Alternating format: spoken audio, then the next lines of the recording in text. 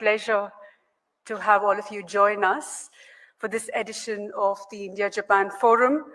Over the next 35 odd hours, we will discuss key strategic themes, which will all be off the record. Please note that the conversation with Dr. S. Jaishankar will be on the record. And for all participants using the translation device, please note channel 1 is for English and channel 2 is for Japanese. I would like to now invite Rajan Navani, Chairman, Ananta Center, Chairman and Managing Director, Jetline Group of Companies, and Founder, CEO, Jet Synthesis, to inaugurate the forum.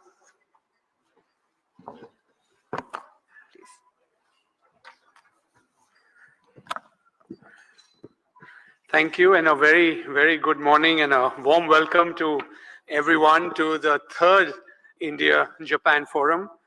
You know, having built on the foundations of the first two, I believe the third is always very significant. It is a time to take off and to really add many more years of a fulfilling agenda and partnership, which is very future looking. So again, on that high note, a very warm welcome to all of you. It is truly an honor for us to have with us here Dr. Jaishankar, the Honorable Minister for External Affairs, whose both partnership as well as support to this forum and to Ananta has been immeasurable. It is under his unwavering guidance that the Ministry of External Affairs has also partnered with us here today for this event. You know, he has truly put India, you know, at the center stage in the world. And I think this is a time, again, as I mentioned, for us to see how we can really take this relationship to its next level.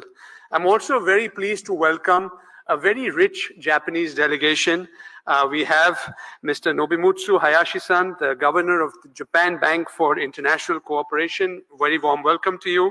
Vice Minister Takehiko Matsuo-san, welcome.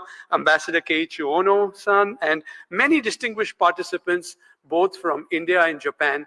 And we truly hope that we'll make these next 35 hours, as was mentioned, a very meaningful discussion around, I would say, new issues that will actually set the agenda for the future. So if you see the way we have structured this today, it is to be able to create and open up discussions around areas which are very important for countries like India and Japan to collaborate on. Because I think one thing we all realize is that the potential of this relationship is a lot more than what we have been able to achieve. And I think the ability for us to unlock those areas and to see how we can take those, you know, issues forward through a forum like this is something that we truly look forward to, and encourage each one of you to participate and engage in some of these discussions as we move forward. I would also like to mention that, you know, we are looking at an era or a time when technology particularly, and you see AI, semiconductors, geopolitics, strategy, defense, everything actually is converging around, you know, specific agendas and issues. And the ability for us to not only take specific, you know, initiatives that will deepen specific areas, but also take a holistic umbrella kind of a discussion forward is something that is a truly, you know, opportunistic thing for us to do through this forum. So encourage each one of you to participate in that manner. Before I invite Dr. Jaishankar and Indrani to take this conversation and to open up this forum, I also want to let everybody know that today is our CEO, Indrani Bagchi's birthday, and we are all here, and I would, you know, would love to wish her a very happy birthday. And I think, as we were discussing, it is something that, Indrani, please, we have a small bouquet for you. She has put a lot of effort to put this together. I think each one of you knows her personally, and we wish you a very happy year ahead. So over to Indrani and Dr. Jaishankar. Very warm welcome to all of you. Thank you.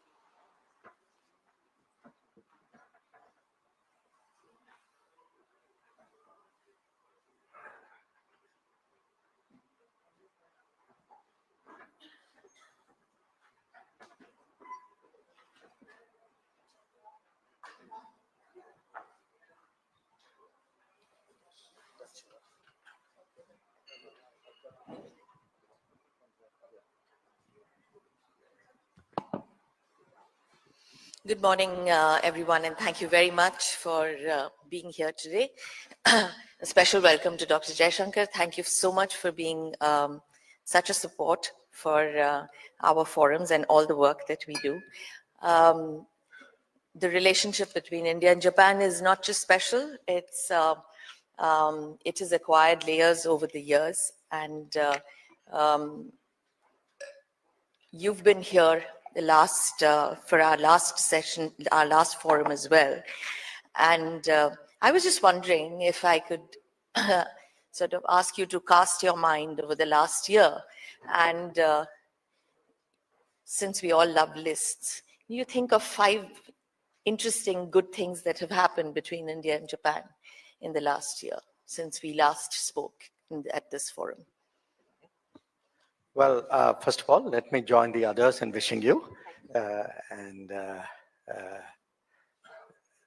On your question, let's say 5 things which have happened in the last year, 5 positive things.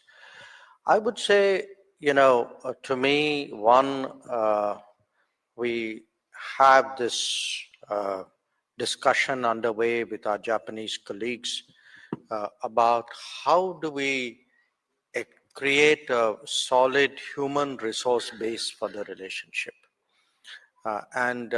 There's a big target, ambitious target we are working on. And the idea really is whether, through a combination of more students, more, mobile talent, more corporate internships, training, can we actually create a base of people who can service this relationship? This discussion today is underway. It was initiated by the Japanese side. We are obviously very interested. And I actually probably see that right now as the most interesting possibility, because I think one of the constraints for the relationship has always been a lack of people, who are deployable, who are conversant with each other's countries, because there is still, I would say, we haven't developed at a societal, systemic level the kind of understanding and bonding and comfort that we should have. A second area I would pick would be actually defense and security, because it's a difficult, between any 2 countries, it's not normally an early area of cooperation, because you need a high degree of trust and understanding to do something in defense. We've had, I think, this year progress on a particular system we are working for with the Navy called Unicorn. We actually had exercises where Japanese military, self-defense personnel were present in India. So when I look at the kind of policy exchanges and now beginning to move into technology and products, that's a evolution which is an important one. Third, in terms of business, because that's at the core of our relationship, I think there too we've had some sort of good steps, big steps. One I would point to is the Toyota Kirloskar, collaboration has become much bigger. Another one is the Nippon Steel ArcelorMittal project. So we are actually seeing a kind of a scaling up of business. So these are businesses already in India who are doubling down or more on their presence. the fourth, which is really more of a trend, but I think offers a lot of possibility, is Japan is today revitalizing its semiconductor sector. And India, after a very long period of neglect, actually is also, we've announced a semiconductor mission. There are a lot of things which are happening. It's interesting, both of us also happen to be working with Taiwan. There are, to me, I'm seeing the beginnings of something potentially important here and potentially really significant for both countries.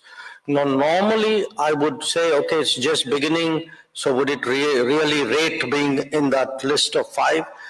Normally I would say no, but I would, in this case, make an exception because I think this is such a vital field, which is going to be so important in a way for the work, in a way, really I would say, the balances geopolitical level equations in this coming decade, that the makings of a semiconductor collaboration to me would be up there. And finally, to me, in a sense, I hear much more discussion and interest and initiatives actually from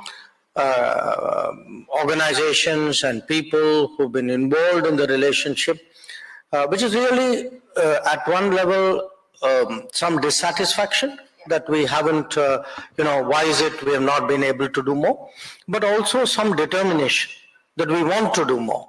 So we've had, we've had an industry level initiative saying, okay, what can we do to increase training, language skills? I think that's something which is useful. We ourselves in India are reforming our higher education system. I think we are more open to universities. We are more open to having our students go out, other students come in, collaborative campuses. So to me, this ferment today, this desire really to improve, to enhance the quality of the relationship would be the last one. So it's interesting what you just said, because what it means is from the stratospheric level of government and high strategy, we are moving to a much more people-to-people part and more company-to-company part of the relationship. And that will take some doing, obviously, because there is a language issue here, and that we should be able to overcome fairly if we are determined about this. But if you're looking at the flip side of this relationship, what are the 3 challenges that you might encounter or that we might encounter, and how do we guard against that? Well, Indrani, I think the main challenge, in a way, you have yourself implied. We've never had problems between India and Japan. No. But not having problems doesn't mean everything works well. Not having problems can also be we're both being happy in the same room, but it stays there. So we need something more. So I would say, how do you take good sentiment and make it into a practical plan? I think it's that journey which has been a challenge for the relationship. And the kind of things that I described to you, which is really a deepening of business, more interest in, as I say, in education, in internships. I feel tourism, again. When I look today at the kind of spike in Indian tourists. We are in India, I mean, for the benefit of our Japanese colleagues, I must tell you, the foreign ministry issues the passport. So I have a good sense of how many passports we issue every year. And our passport issual is going up actually at the rate of almost 10 to 15% a year. And we are issuing pretty much between about 13 million to 15 million passports every year. And these are 10-year validity, so you can imagine accumulated what it's doing. In this country, foreign travel is growing. Interest in foreign tourism is growing. But we haven't yet seen any of this really directed at Japan. If you look at Southeast Asia today, look at Singapore, Malaysia, Thailand, look at the Gulf, look at Europe, Indian tourists are really going there in very, very large numbers. So how that part of it, as I said, good sentiment, not yet, doesn't automatically translate into practical activity. That is challenge number one. Challenge number two, the supporting activities, more tourism, more education, and even incoming tourists is, we are not seeing that kind of numbers yet. And I would say, in a way, for me, the third issue is a belief that the government, somehow governments are going to build this relationship. Now, governments can lead this relationship, they can shape the relationship. But if you look at all the other big relationships that have changed for us, look at the American relationship, look at the Australian relationship, look at the Gulf relationship. They've also changed because, the government has given the signal, but there's a huge societal kind of backup which has happened. And if this relationship needs that kind of backup. And that's really when we can actually get it moving. You need a nuclear deal, basically. Some equivalent. Well, a big ticket agreement between India. No, not necessarily. Everything doesn't happen with a big bang. I think often you can get, even that I would argue is a bit overstated. I mean, if you ask me, she's referring to the nuclear deal with America, which we did, which was a turning point in the relationship. But I would argue that H-1B was actually as impactful as the nuclear deal, and in many ways much more long-lasting than the nuclear deal. Which is not to say the nuclear deal wasn't a huge achievement. Relationships do not develop necessarily through quantum jumps.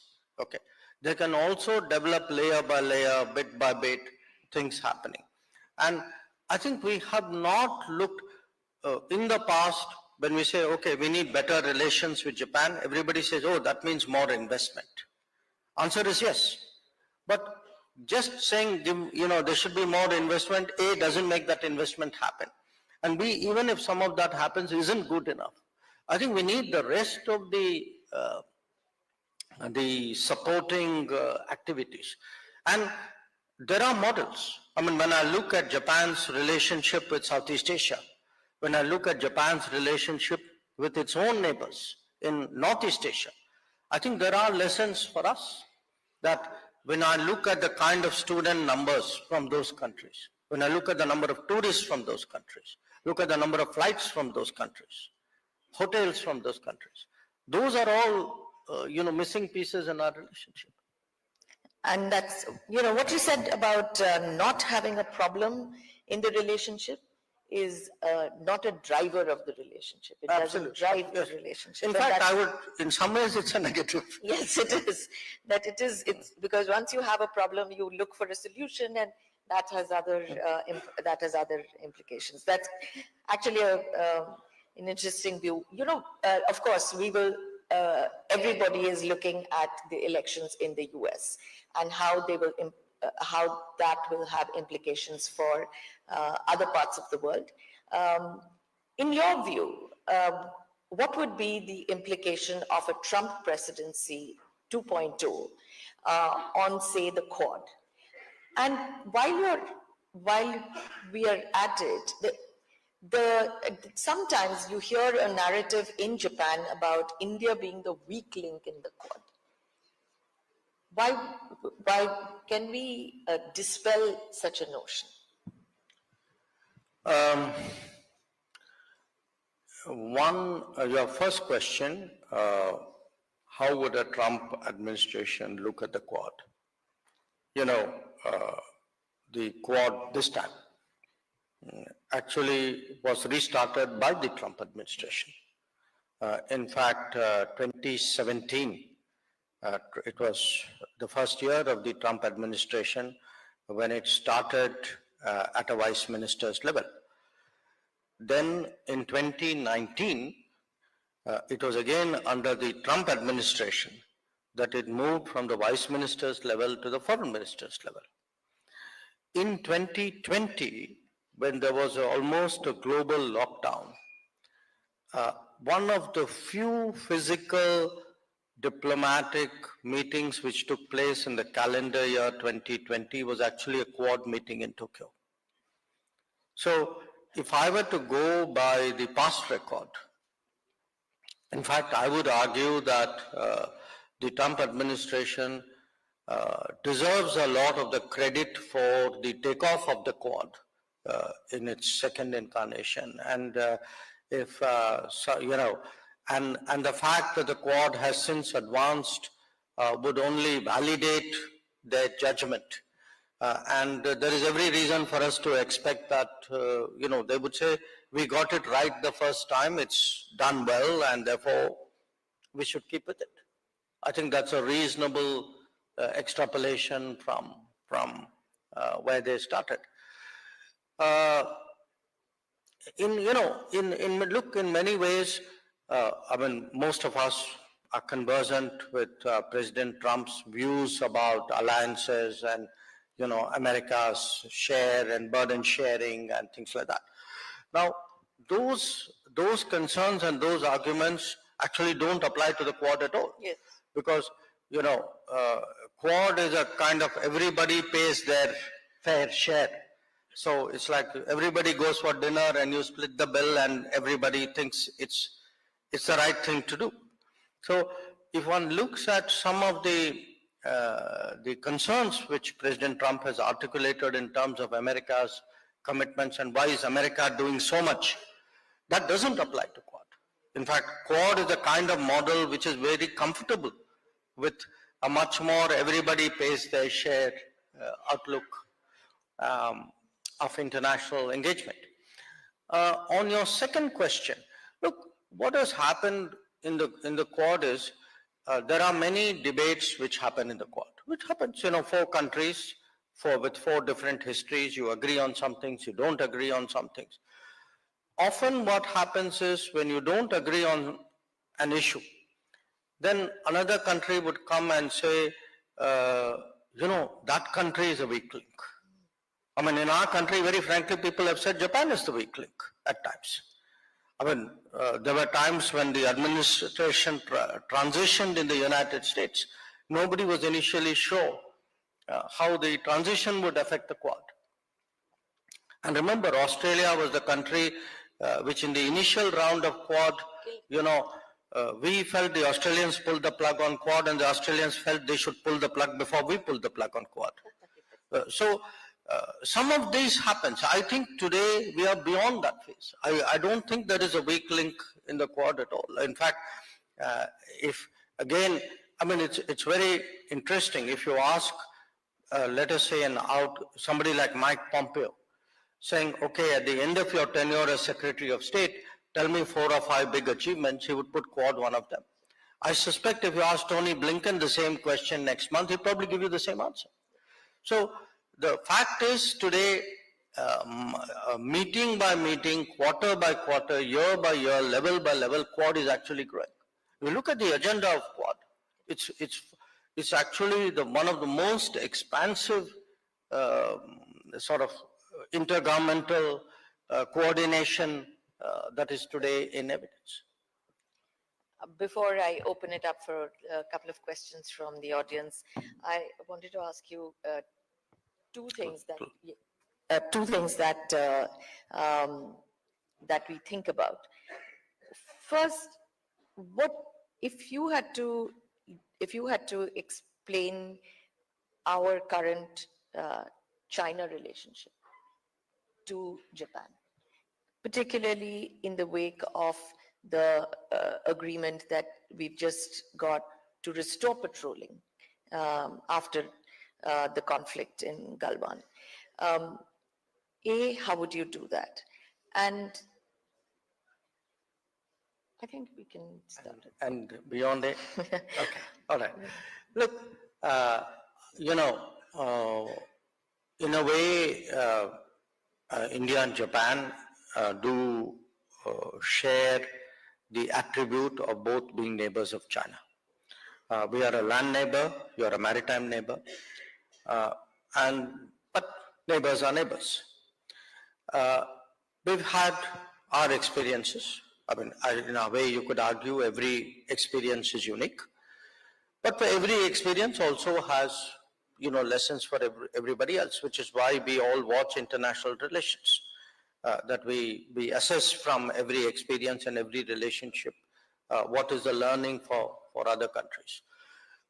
In our particular case, we had stable relationship with China. It was growing in many respects. In terms of trade, it was very, very substantial. It still is very substantial. There had been a certain amount of investment, mostly from China to India. There were some issues we have which you don't have, which is a very imbalanced trade. We've had a lot of market access issues in China. Japanese companies don't face it to the same degree. And trade figures, the trade balances are very different for Japan. But our entire relationship with China was predicated on the fact that the border areas would remain peaceful and stable. And then in 2020, and we had agreements to ensure that. In 2020, for some reason, which is still a matter of speculation, the Chinese chose to bring a lot of forces to the border areas.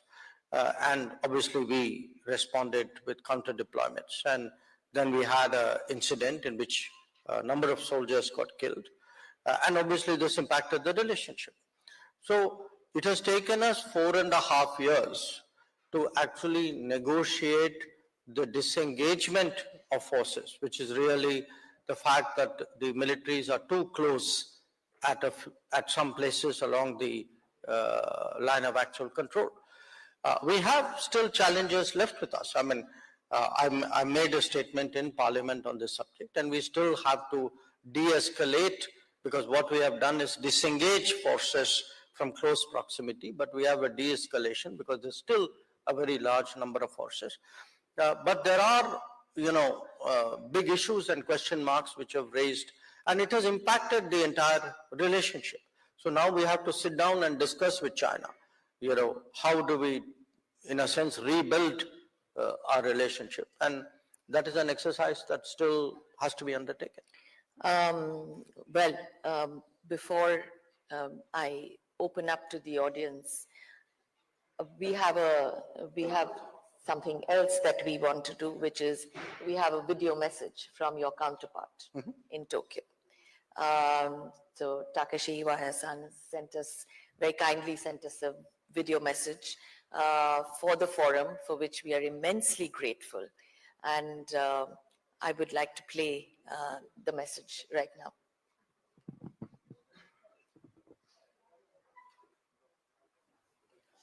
Namaskar, konnichiwa. 外務大臣の岩谷武です。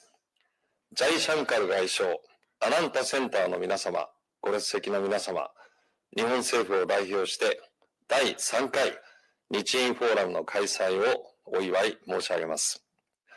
このフォーラムは2021年以来、両国の幅広い分野の専門家が活発に議論を交わす場として、日印関係の大きな潜在性を具体化させるために、その役割を果たしてきました。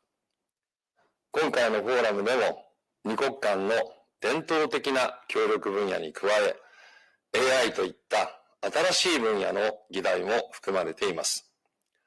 本年で10周年を迎える特別戦略的グローバルパートナーシップの一層の強化に向けて、有益な議論が行われることを期待しています。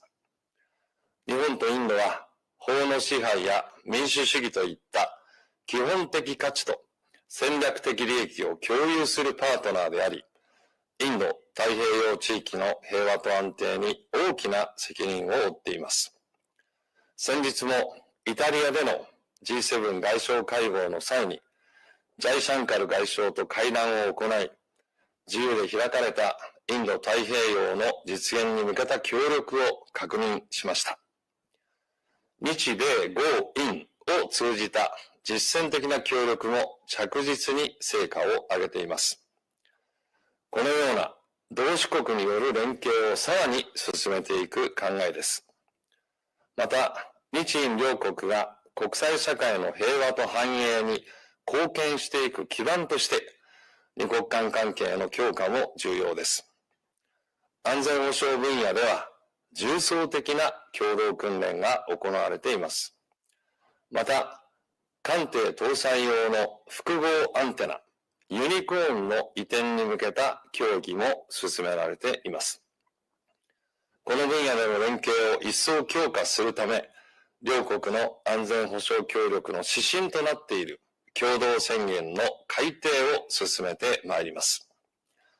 経済面でも、対印、官民投融資5兆円目標の達成に向けて着実な進展が見られます。また、現地の日本企業がインドを拠点として将来の成長が期待できるアフリカなどの第三国への輸出にも取り組んでいます。こうした日本企業の活動を日本政府としても支援することで、Make in India, Make for World に貢献し、両国のみならず、世界の成長と繁栄に向けて協働していきたいと思います。さらに、二国間の中長期的な柱として、人的交流も重要です。この分野は大きなポテンシャルを有する分野です。両国の官民が知恵を出し合い、取り組みを拡大させていきたいと考えています。最後に、本日の日印フォーラムの成功と、皆様のさらなるご活躍を記念し、私の挨拶とさせていただきます。ダニアワード、ご清聴ありがとうございました。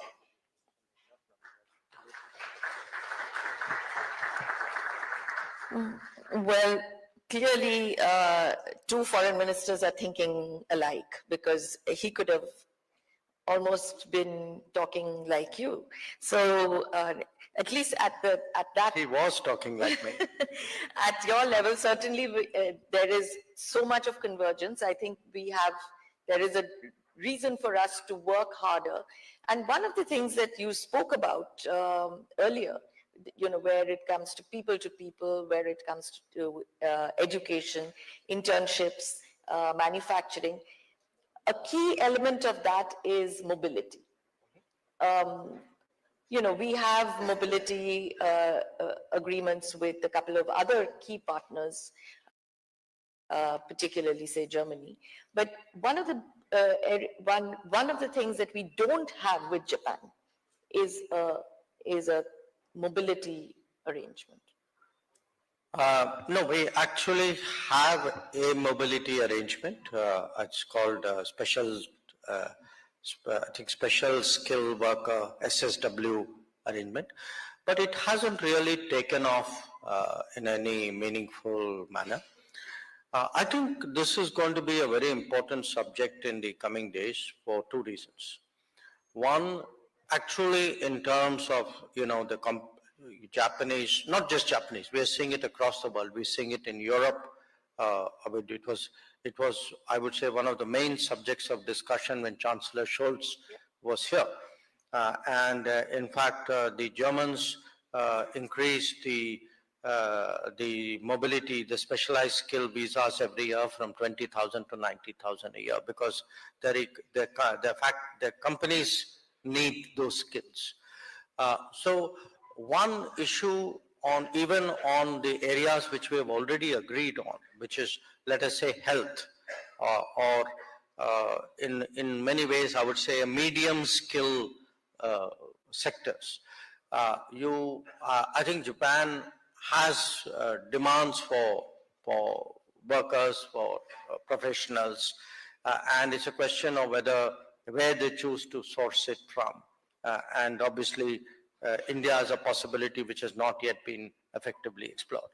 But to my mind, the second one is much more, in a sense, strategically significant, which is in many areas, if you look at the semiconductor industry as an example, but even I would say when we look at AI, there is going to be a lot of mobility which will be associated with the growth of AI and with the growth of digital businesses. Now, the United States has been very aggressive on this. And we've also had actually the reverse of mobility. We have mobility of enterprises coming into India. That today there are close to almost 2,000 global capability centers in India, set up in India by foreign companies. And some of them are very big. I mean, they employ tens of thousands of people. And there was a study which said that their exports alone today account for close to $150 billion. So you're going to have, to some extent, enterprise mobility into India and talent mobility out of India. And I think the crucial technology relationships which we are going to have in India will have, are going to be the ones where this kind of mobility is factored into the arrangement. And certainly that has been our experience with US and Europe. And we hope that it will be a conversation with Japan as well. Well, it's a disruptive force as well, this entire movement. As I said, if you could raise your hands for questions, but while we are waiting for the first question, if you sort of put on your thinker's hat, what's your longer view? What's your longer term view of Japan, of the relationship? But also, given what we've just spoken about in the last half an hour, what would you say would be our short-term imperatives to get the show on the road, kind of thing? I would say, in terms of the longer term, sometimes you can think ahead by thinking back. When I think back at the history of Asia for the last 150 years, I don't think any country has done more to shape the modernization of Asia than Japan has done. It did it first by modernizing itself, then by having that impact in the countries around its immediate periphery. It was a crucial factor in the modernization and growth of the ASEAN nations. So there is in a way impact and influence and almost a driving force in Japan, which is historically there. The record is there, the evidence is there. I mean, sometimes, when I look at it, I'm not sure in Japan itself people necessarily understand that or recall that or fully appreciate it. So there is therefore a larger, I would say, contribution that Japan has made and can continue to make. So when I look today at, in this region, the Indian subcontinent, if India and the Indian subcontinent are actually to make that big jump out there, which can be the crucial partners, because there is such a strong record and because Japan is a country which has no political downside in this, especially in this region. It is only regarded positively in this region. I think there's a natural attraction to this partnership. It's also, in a broader way, I would say it's important that Japan play a bigger role in world politics, in the region's security and well-being, because if an important player, if a very substantial player doesn't make their full contribution, then what happens is the whole equation gets a little bit distorted. Then there is, at the end of the day, there is a diversity in the world and a balance which comes out of that diversity. So if everybody does their best and makes the fullest contribution, that balance is a very natural balance. If any country, for whatever reason, holds itself back a bit, then somebody else benefits, or there is a different result. So we definitely welcome a much more active Japan, a much more visible Japan, Japan which takes on more responsibilities, which has a greater presence, Japan with which we can partner in, as my counterpart, the Minister Iwaya said, I mean, not just in this region, even in places like Africa. And to my mind, they all go together. The bilateral relationship, what we do at a regional level, what we do at a global level. Remember, we are also G4 countries. We are the 4 countries who are seeking permanent membership of the Security Council. So even at that level, there's an aspiration, and we will realize it only when we help each other in that process. Thank you. Can I invite questions, comments from the floor? Mr. Bauer. Can you hear me? Hi, thank you for your comments this morning. Ernie Bauer from the U.S. I wonder what you think the prospects are for a greater development of the economic engagement within the Quad. I mean, can you imagine the Quad agreeing to open arteries of mobility, money, and ideas between the 4 Quad countries? And if so, what would that look like? Can we take a couple more questions, because the minister has a hard stop at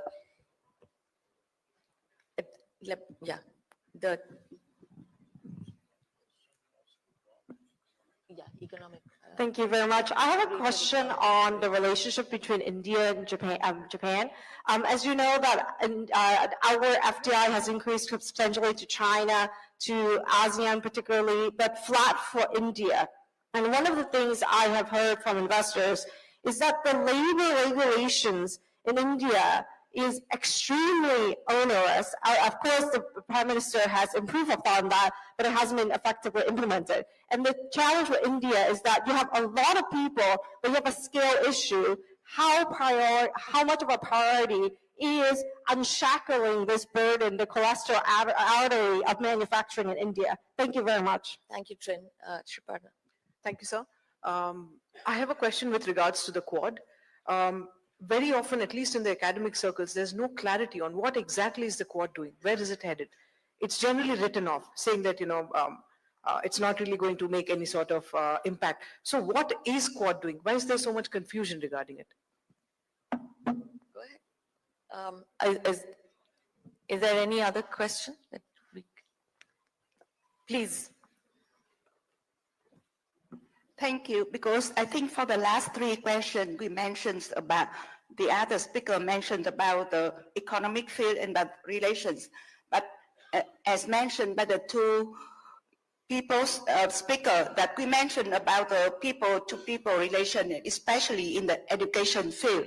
And I'm also a professor, and I'm really interested in how to enhance the opportunity for students of India, Japan and also my country, which I'm going to present later on, but now the time for me to raise a question.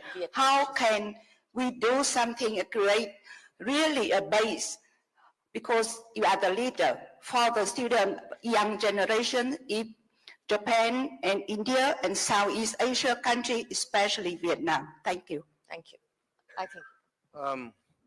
The first question, can I imagine a more economic Quad, economically active Quad? Absolutely. I can imagine pretty much anything with Quad because it's actually been so nimble, so responsive, such an open architecture. And nobody, people, none of the four countries have come with a rigid, this is what we are going to do. In a way that answers the later question which is asked. People, have come to the Quad meetings with what's the new thing we're going to do? What can we add on to the relationship? Where is it the four of us working together can be better than the four of us working separately? So you had, from telecom to climate event preparation to cyber, to HADR, to vaccine production, to even fellowships. My sense is the more we do, the more ambitious we get. And the nice thing about Quad is at the end of the day, these are understandings. These are not in that sense treaty level commitments and relationships, but very effective nevertheless. So if, let us say, if there is we have been discussing ISET, critical emerging technologies in the Quad. We have been discussing supply chains in the Quad. In fact, even the Indo-Pacific economic framework initially came out of the Quad. It was meant to be a Quad event, and we actually suggested, why don't we make it larger? I do think the Quad is certainly a platform where the four countries can think much more seriously and practically about cooperation. On the second question, look on the FDI. Here's the issue. There's no question that India has become an easier place to do business. But we are also honest enough to accept there is a big scope for improvement out here. No country will ever be perfect, and we know we are far from that. Now, in different sectors, we have seen investments coming in. So I mentioned some notable ones today. So it is not like the FDI climate here is so difficult that countries can't come in. So here's my practical advice, because this is something which has also been a recurring conversation with our colleagues in Japan. Often we hear, there are problems in India. Answer is yes, there are problems. But if an investor says, you fix all the problems, then I will think whether I'm going to come there or not. That investor is going to be waiting a long while. Because there will be others who will say, okay, you fix some of the problems. I'll come and I'll keep talking on the basis of my experience, what else you need to fix. So I think somewhere Japanese companies also need to take the plunge. After all, when they went to some other, when they went into Northeast Asia and Southeast Asia, it wasn't that conditions were perfect there. They went there and shaped the conditions. They had those conversations with those governments and with counterpart business. So I fully accept as a government, we are willing to continuously engage Japanese business to know what it is that they would like, reasonably, obviously, to see done better in this country. We are open to that. But a conversation with someone who's not even here is not going to be a serious conversation. So we will also need to see signs of commitment. On the question on the Quad and clarity, the reason you folks may be confused is because the Quad is different from pretty much other arrangements which have happened, and maybe you're not adjusting to reality. That there is a, people generally think when countries come together, there must be a treaty. There's a, remember 3 out of 4 Quad members are members of alliance systems. So one of the criticisms which we often hear is, the Quad is not working because the Quad is not like an alliance system. It was never meant to be one. Now, there were people who said, oh, the Quad's going to collapse because it had collapsed once before. But look at the actual record. So if there is lack of clarity about the Quad, it's not for the Quad to provide it, it's for the people to understand it. So maybe it's something you need to tell your colleagues and other people in those think tanks. And finally, on the students, look, I mean, it's very, I went to one of the main foreign language teaching universities in India. It's in Hyderabad. I asked them, in terms of student response, what is the most popular language? By far it was Japanese. Why is it so? Variety of reasons, cultural, people young people are very influenced by what they hear and read and see about Japan, employability, etc. But here's the problem. The demand for Japanese is 5-6 times the number of seats that they have. Our real problem in India, whether it is business or whether it is language teaching, we've not been able to scale up. We have many places which teach Japanese. The numbers are just too small. So if you ask me right now, what's our big challenge? Our big challenge is scaling up. We have a broad footprint, but not a deep footprint. And we are not continuously developing that footprint.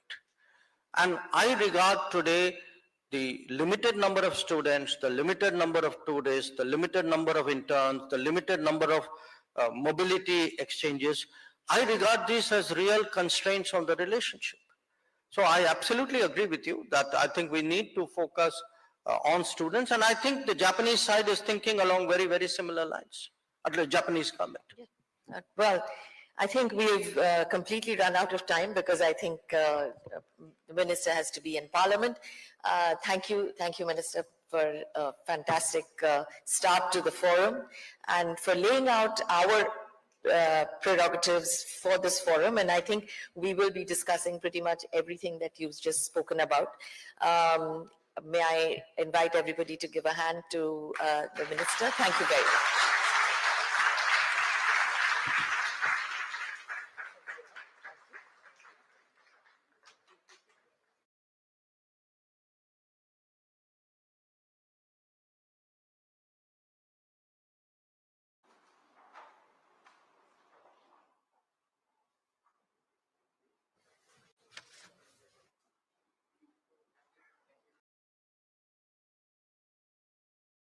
Let me start with, let me just try and, this is absolutely a freewheeling conversation. We're going to reflect on some of the things we have heard, some of the ideas that have been expressed, some of your reflections on what you have witnessed. And maybe, Bruce, let me start with you first. You have heard conversations on the dinner table, you've been in some of the sessions here.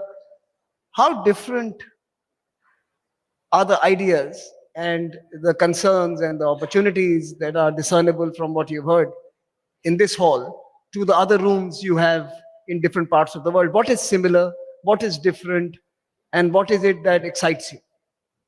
Thank you. And look, I'm simply excited to be here. I think it's extremely important that India deepens this perspective of its maritime capability and its maritime future.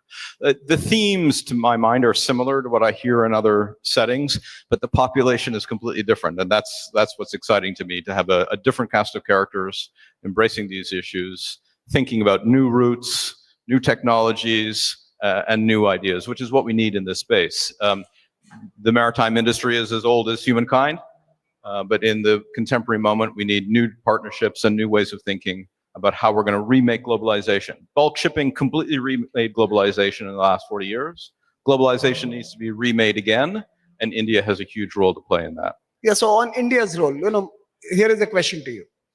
Sitting in the US, You had a certain imagination of India in the last century, a different one in the first couple of decades of this century. And now you are coming here and you're seeing India. You've seen the Minister of Shipping, you've seen Sanjeev earlier in this conference talk about building a maritime footprint, a maritime industry, a maritime presence. His famous line, 10% in 10 years, 10% of ships and 10% of flags. In some sense, you heard all of that. What does it mean for you? Does it provide an opportunity for you? Is it complicating the world order, as it were? How does someone sitting in the US see it? Someone sitting in the US, which is now going to be run by President Trump?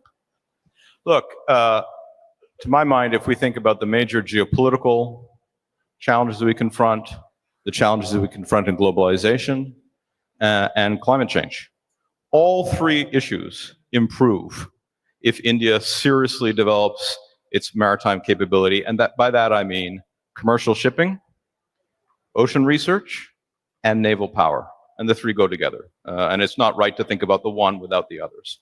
But that's been missing in some cases. So I think all of our options improve if India is serious about building that maritime perspective, and to do so with the right kind of technologies and in the right partnership. So I'm very bullish about all this. And how would, I mean, you necessarily, you are a radical independent, but let me ask you, do you think the Trump administration would have a similar assessment of India's role and India's engagement with the maritime sector?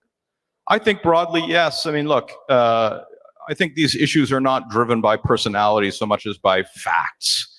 The big fact that the United States has to confront is the Chinese fleet. And I mean both the naval fleet and the merchant fleet, right? Kind of this huge dominance of commercial shipping and shipbuilding now from China. The naval problem becomes quite acute. That's a fact. Whoever is president, that's a driving fact of American foreign policy. India, I think, is the great opportunity in those terms. So I don't know specifically how Trump will approach this. He was pretty positive towards India in his past administration. We were discussing this backstage. My view is that the American establishment writ large is kind of a very positive perspective on India. Maybe there's some differences here and there, but there's a very positive perspective on India. So I think we'll probably see a willingness to embrace that. How far it goes, will we be willing to partner on shipbuilding, etc.? There's lots of antibodies against those things in the American system. Bad old regulation that we need to deal with. But strategically, the obvious opportunity is there.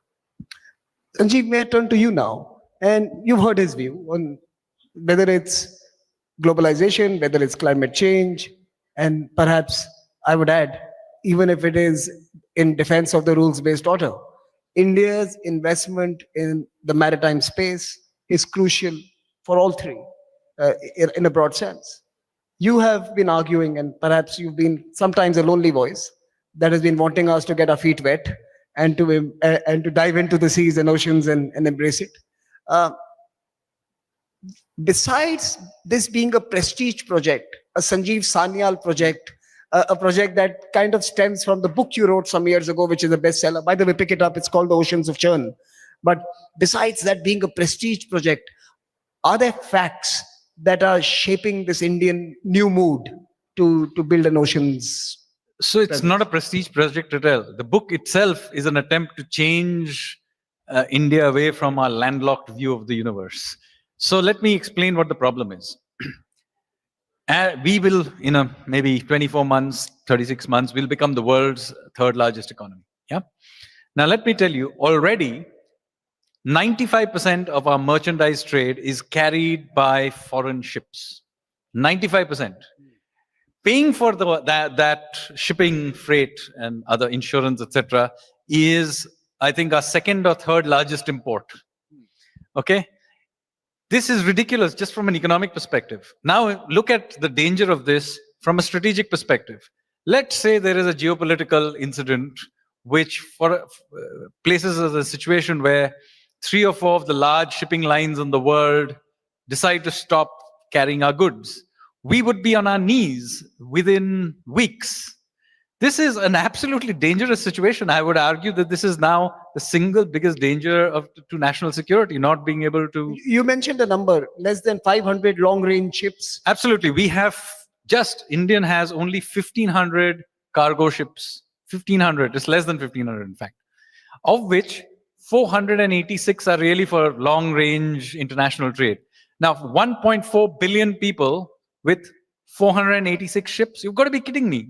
We are a country that's dependent on all kinds of things, from oil to name it, on shipping with and trading with other countries. Those countries may be entirely willing to trade with us. It's just that we can't get it there or bring stuff back.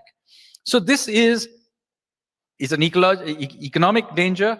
It's a strategic danger, but also, very importantly, it's a huge opportunity that's just staring us in the face. So just think about it. Okay, we're one of the few countries in the world which can build aircraft carriers, nuclear subs today. Okay, now shipbuilding is one of those activities that needs young people, because in the end, it's about a lot of welding. We have a long coastline, and we ourselves need a lot of trade. So we have the technology, we have the people, we have the coastline, we have the steel, and yet we are not participating in what is a hugely lucrative business, which we need economically and we need strategically. Now, this is, in my mind, an absolute no-brainer.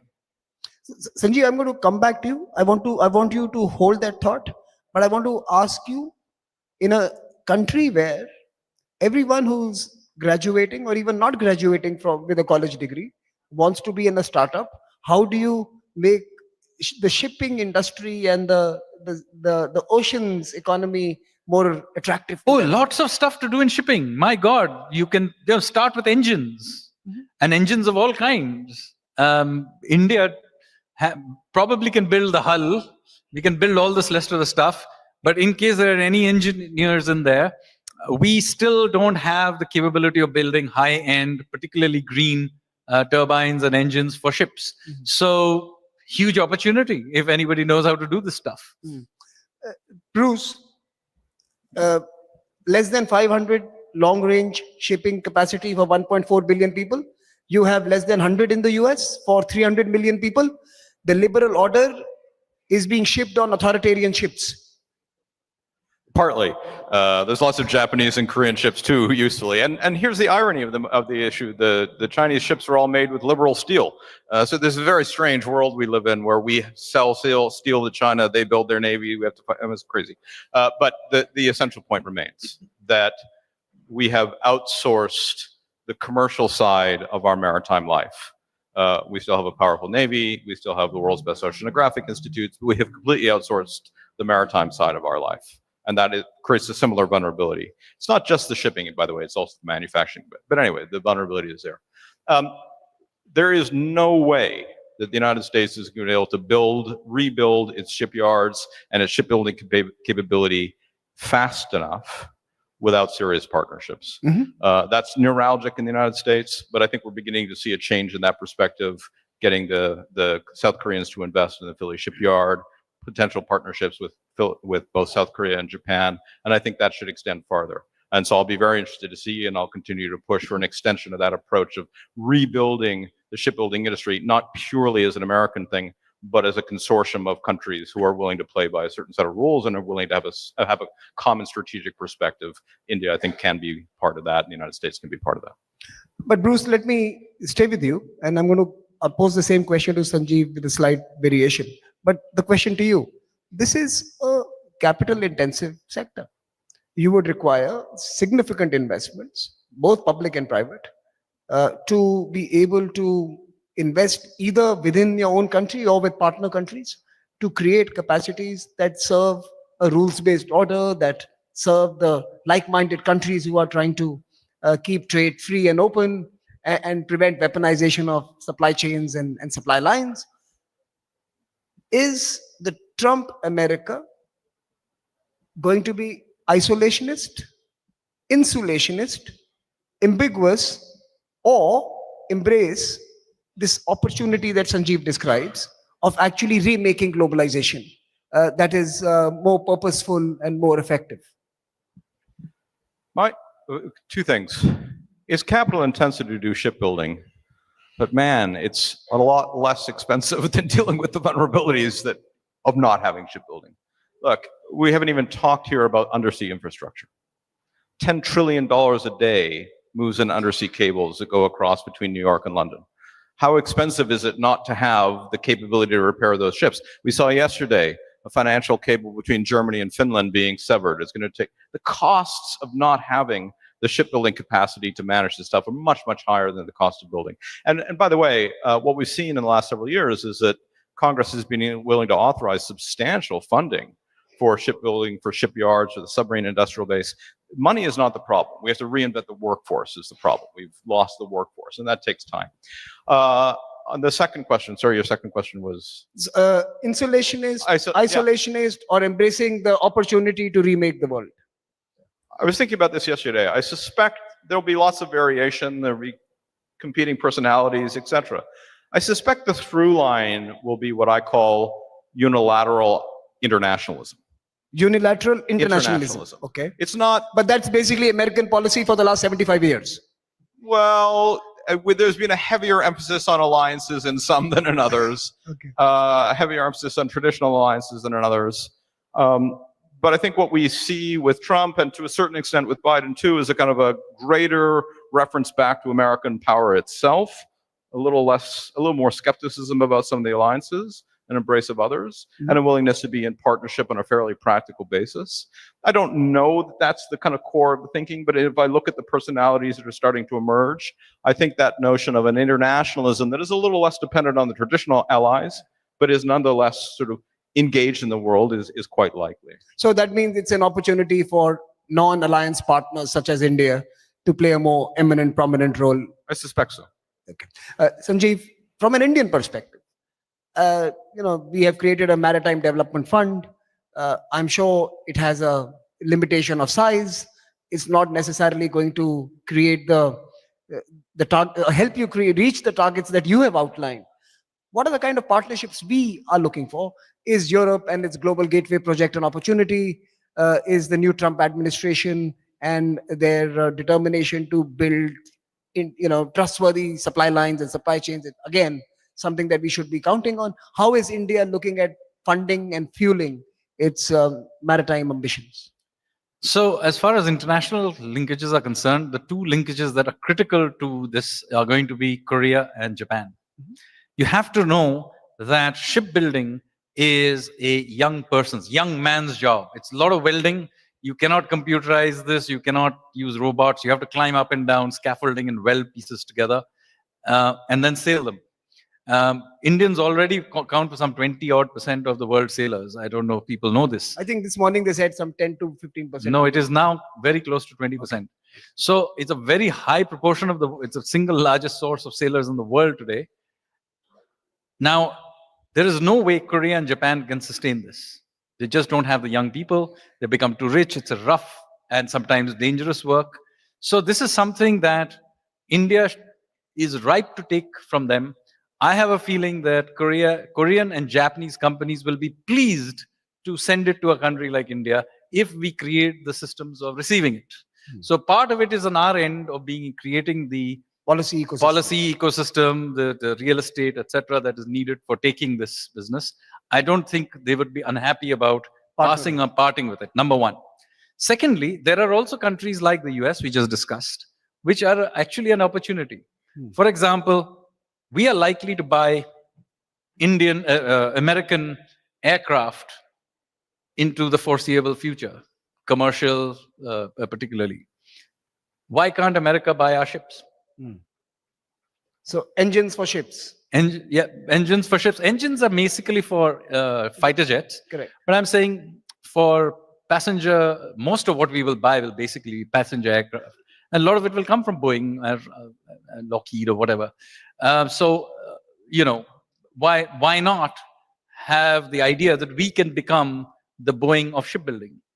And the Indian Prime Minister, and I'm just staying with you, Sanjeev, the Indian Prime Minister has, over the last couple of years, and I must say, perhaps through his 10 years or 11 years now, focused a lot on Europe. I think the EU-India relationship has been transformed under Prime Minister Modi. Particularly, the emphasis he has paid on, even his recent invitee list includes the Greece Prime Minister, the Italian Prime Minister, the IMEC partnership at the G20. What is Europe's role in this? And they have traditionally been the custodians of global shipping in some sense. So when you think of Europe from a maritime perspective, it's a very different one. When you think of the European Union generally, you think of Germany or France or something. But when you think in maritime terms, you have to think of Greece. And Italy. And Italy. Not the usual European Union countries people conjure up in their heads when they are thinking of it. So, as I said, the maritime worldview is a very important one. Once you think in a maritime framework, everything begins to look quite different. So, as I said, even geostrategically, who are our neighbors when you think in a landlocked way? It's a friendly neighbor to our west and the one to our northeast. Whereas if you think in maritime terms... Emphasis on the word friendly, right? Yes, extremely friendly. But then if you think in maritime terms, the neighbors are Singapore, Australia, UAE, Kenya. And suddenly the neighborhood Oman. looks much brighter. It looks totally different. And it's not something I've invented today. You look through our entire history, these are countries with which we have very long links. I mean, Indonesia is called Indonesia. Correct. Its national currency is the rupiah. They in fact have the correct pronunciation, not ours. Rupee is actually the wrong... It's anglicized version of it. Correct. So the rupiah. So here is a country that actually names itself Indonesia, uses the rupiah as its currency. Its national symbol is the Vishnu's Garuda. So it's not some theoretical thing from that, I have just thinking up, looking at a map. These things have existed for thousands of years. No, and maybe just for a quick snapshot of this project you are undertaking, the Stitched Board project, just for the audience who are here from different parts and those who are watching this online, the Stitched Board project that you are currently in the middle of, and what are you trying to do with it? So it's part of something I set out to do a little over a decade ago, because I felt very strongly about this maritime, the landlocked problem, the landlocked worldview we had of ourselves. So I said the first way to change that is to just write a book about it, which is what Ocean of Churn was about. And then I've been advocating various maritime type things. But I thought the best way to capture the next generation's imagination is to actually demonstrate it physically. So in order to do this, what I decided is I'm going to build a ship with a 1500-year-old design from the Gupta period. So it's a ship which will be built with the design of that time, which does not have any nails in it. It'll be stitched together, like what used to be done in that time. And it's currently being built in Goa at a shipyard there. And the idea is that by this time next year, it will be in hopefully sailing around when we have figured out how it sails, because it's got ancient technology. We don't understand exactly how all of it works. But assuming we have figured it all out and it's still sailing around and we're confident of it, then we'll attempt a voyage to Oman. And that was a traditional route. That was one of the traditional routes on the west coast. And if the Oman trip works out well, we will attempt a longer voyage from Odisha, which is then called Kalinga, all the way to Bali. In fact, even today, there's a festival in Odisha called Bali Jatra. In fact, just happened 4 days ago, which literally means the voyage to Bali. So they still celebrate that voyage to Bali every year, Kartik Purnima. I'm going to actually attempt to do it literally. On the festival, at the festival On the time. festival day. You can only do it at the festival time because that's when the winds are conducive. So that's how the monsoon... Yeah, so the winds blow from the north southward during the Kartik Purnima. This is November, that's when the winds change. When the monsoon flips. When the monsoon flips, that's the only time, if you are using a square sail, you can only sail with the wind. So that was when they used to sail down along the coast to Mahabalipuram, then further down south to Nagapattinam, then to Sri Lanka, then use the current to go across to Sumatra, and then you had a choice of going down the Malacca Straits or go along the west side, past Java to Bali. So we'll have to choose one of the two routes, but yeah. So best of luck on that. Now, Bruce, you have a book, Rule the Waves, and you have a new book which you're very secretive about that's coming out soon. What are you arguing for in this particular space? In the new book or that? Both of them. Why not? Yeah, look, it's very similar. I mean, I wrote To Rule the Waves to try to once again sort of inject this reality of the extent to which our lives are shaped by the oceans, but we've become completely sea blind. In the United States and the West, we've become completely sea blind. Listen, sorry to interrupt you. You also mentioned something interesting backstage, and you said that you agreed with Sanjeev and you said even the US has a landlocked view of itself. 100%. And you have like Yeah. Pacific Command, Indo-Pacific Command, he's a, and you have Yeah. like, And the Navy is this kind of extraordinary symbol of American power and et cetera. But commercially, in our own culture, we've become very landlocked in our view. We've become very sort of non-maritime in our view. So I'm trying to do what I can. Brent Sadler and others here are sort of doing similar things to inject back into the American political discourse, American thinking, the importance of the oceans. By the way, it's a striking fact we have become sea blind during a period when the US economy went from about 10% dependent on global trade in the 80s to about 30% dependent on trade. All of that being sea-based trade, 100% of it, right? The US economy relies, and the global economy relies on the dollar. Dollar transactions move undersea current, undersea cables, right? 97% of all data in the world move undersea. We're completely and totally dependent on the flow of goods and data and energy by sea, and we pay no attention to it. And even in our naval power is designed to do very specific things. It is not designed to protect undersea infrastructure. It is not designed to secure commercial trade. It's just not how we think of it anymore. So I'm in the business of trying to get people to remember how important these things are and design the commercial, the naval, and the scientific fleets to support it. The book that I'm working on now takes those issues and looks underseas. Submarine warfare, deep sea mining, undersea cables, hugely consequential and strategic and commercial and in scientific terms. And again, a little bit, it's easier to be sea blind about what's undersea, but I'm trying to draw attention to what's happening beneath the waves. Submarine programs is a major part of it, but also deep sea mining, deep sea matting, and undersea cables. As we approach the last 5 minutes of this conversation, I thought I'll pick up your thoughts on a couple of issues that we heard during the conference. One of them was, of course, around the Arctic and the Arctic route. And in your opinion, when the traditional route to Europe reduces from 26,000 kilometers, as someone explained this morning, to 11,000 kilometers, or literally halves, what does it do to the global economic landscape, the geopolitical landscape? And how do countries like the US and India partner in this scenario where you will have to not only manage rivals, but also friendly countries who don't want you there? In some sense, it is the no-go zone, but it is opening up and it's inviting all comers to engage with that. So one is Arctic and new routes that may open up besides just the Arctic. How do we plan for those? And how do economic planners, policy planners think about those possibilities when we design our action plans? And the second, what do we do with new materials? Rich countries that were literally powering their growth on fossil fuels build infrastructure to carry those fossil fuels to their factories and to their processing units, wherever they were in the world. Today, new fuels are being used by countries with more modest economics. Rare earth is being basically forced upon countries who are now being asked to embrace green transitions, which itself is costly for their economies. How are they going to build infrastructure for the movement of rare earth? So when we move to new materials, who is going to build infrastructure, ports, logistics, and connectivity for those materials? We heard new materials and new critical minerals that are going to define our future. We heard about the Arctic. Your thoughts on these two big changes that confront us? Let me take the first one, and I know less about the second. I'll say two things about the Arctic route. First of all, obviously the two countries that are poised to profit most from the Arctic route are China and Russia, and we've already seen collaboration between shipping firms and the two to kind of take advantage of that.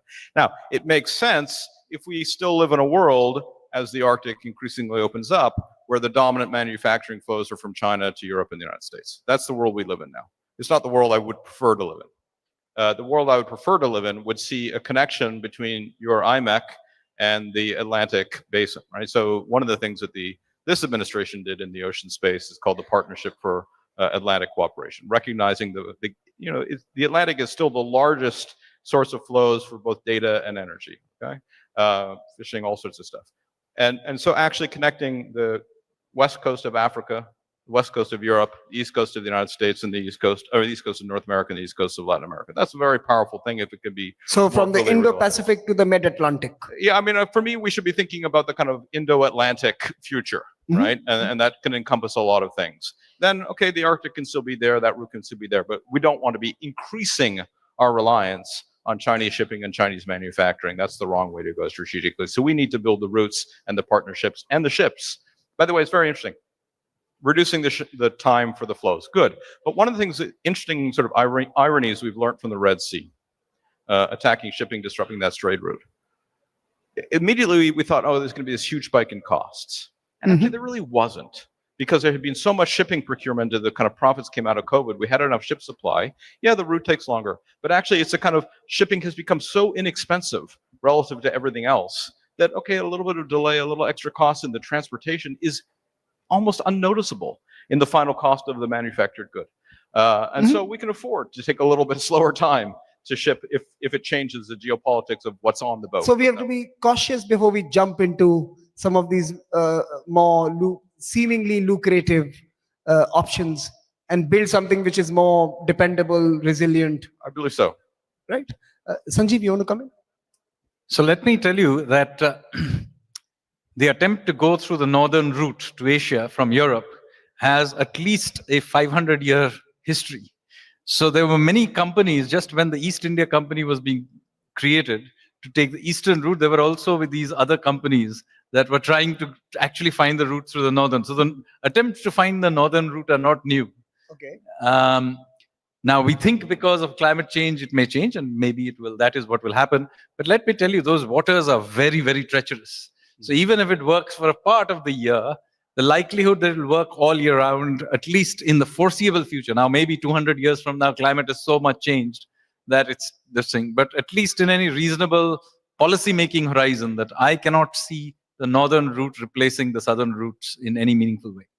And what about securing supplies and infrastructure for the new minerals that we are moving now? No, obviously, this requires us to think about the world totally differently. And here, I'm going to specifically, because we have limited time, we have to begin looking at stuff that is under the oceans in areas that are not in anybody's economic zone. There are huge chunks of the ocean that are not occupied by anybody's economic zone. And anybody who maps it better and has the capability of sucking up these minerals or establishing sort of... So ocean science comes into play again. Yes, and brute force in some cases. Because you need to have the ability to simply stand on top of whatever you are sucking up of the seafloor and, stake it doesn't require an existing shoal or island there, because, your ship is the island. So, final question to all of you. Sanjeev, of course, got engaged with the opportunity. I am getting engaged. I'm now asking you a question on more about human choices and human behavior. How do we make oceans and the blue economy a sector that is exciting, that invites the youngsters to come and embrace it, and that creates the buzz on Instagram? Being a startup dude or a woman leader is very different from saying I'm working on the fisheries sector of the coast. More important, by the way.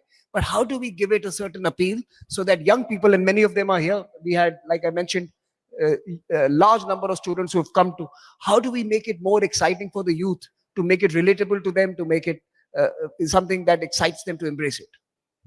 So in my particular case... I mean, your ship is one of those. My ship is one of them. My books are about that. This event is a good way of getting into the more formal way, because you ultimately become the stories you tell yourself.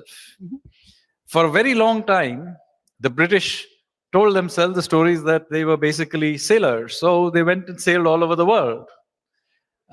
So did much of Europe. So, so it is ultimately, our mental makeup ultimately determines the choices the next generation makes. And that is why I'm putting in such an effort into trying to retell our entire history as a coastal history, as opposed to the history of Delhi. Bruce? Yeah, absolutely.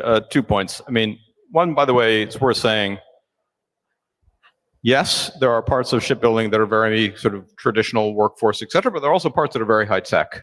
And actually, the kind of high-tech design is really some of the cutting edge that we're seeing. The new Constellation class destroyer that's being built in the United States by Fincantieri uses AI-enabled welding, right? So there's all these ways in which technology, we've sort of come around the edge to where AI and physical labor are sort of fused again. And so to repaint the image of shipbuilding and of the maritime space as a very high-tech space, very high-tech, but at least a technology-enabled space will matter.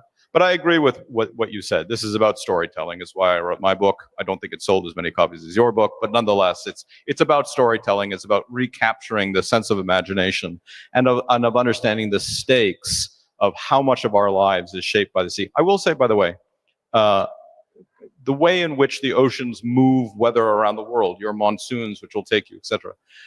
Everything that we know about climate change comes out of naval research from the 50s and the 60s and the 70s, right? Understanding the oceans is a hugely important part of how we understand the world around us. It's why I always insist on keeping the ocean sciences as part of this. It's not just the commercial or the naval, but the ocean sciences too.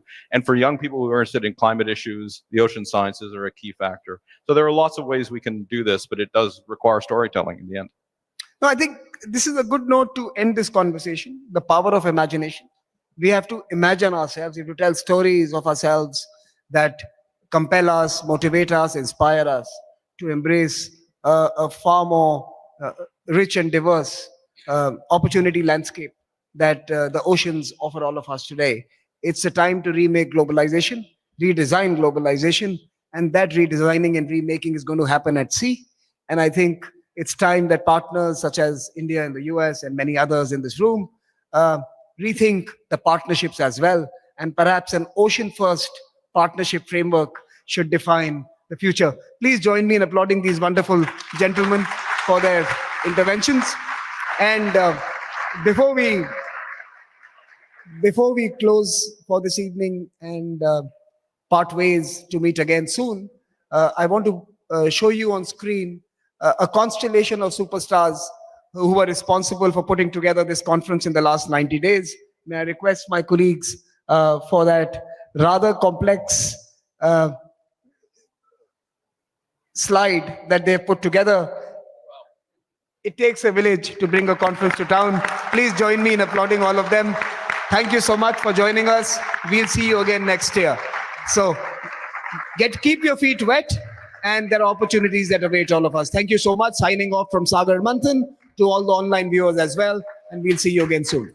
Namaskar. Setting the stage, over the next 45 minutes, we have 4 very impressive speakers who will share with us their vision for a better oceans economy, a more integrated oceans economy, and a more inclusive oceans future. Our first speaker for setting the stage is Mr. Sanjeev Sanyal, Member Economic Advisory Council to the Prime Minister, and someone who is deeply invested in this particular domain, from stitching ships to sailing in those stitched ships. Mr. Sanjeev Sanyal is going to be at sea very shortly, but today he's going to talk to us about economic ideas and policies and approaches that can help us re-engage with the sector. May I request everyone to remain seated? And we are beginning this particular segment. Mr. Sanjeev Sanyal, may I request you to come on stage. Honorable Minister Sonowal, Honorable Mr. Thakur, Your Excellencies from across the world, ladies and gentlemen, today is in many ways a major turning point in our maritime history. And let me explain. You see, India is one of those countries which has a very impressive and long maritime history. Very often when you hear about maritime culture and ancient maritime culture, the Phoenicians come to your mind. But in fact, Indians were sailing the oceans 1,000 or more years before the Phoenicians. So if you look back to our history, going back to the Bronze Age, we had Indian merchants sailing all the way through to Mesopotamia in 5,000, 6,000 years ago. Indeed, we are the only country in the world which actually has an ocean named after us, the Indian Ocean. So we're not new to the oceans, and yet in the last 75 odd years, we have slowly slipped behind in a sort of way. So despite this very long and impressive maritime history, today, India, at the cusp of becoming the world's third largest economy, in fact, in PPP terms, already the world's third largest economy, is in the awkward position where we really have only 1,500 odd large ships. 1.4 billion people are served by only 500 odd overseas ships that trade with the rest of the world.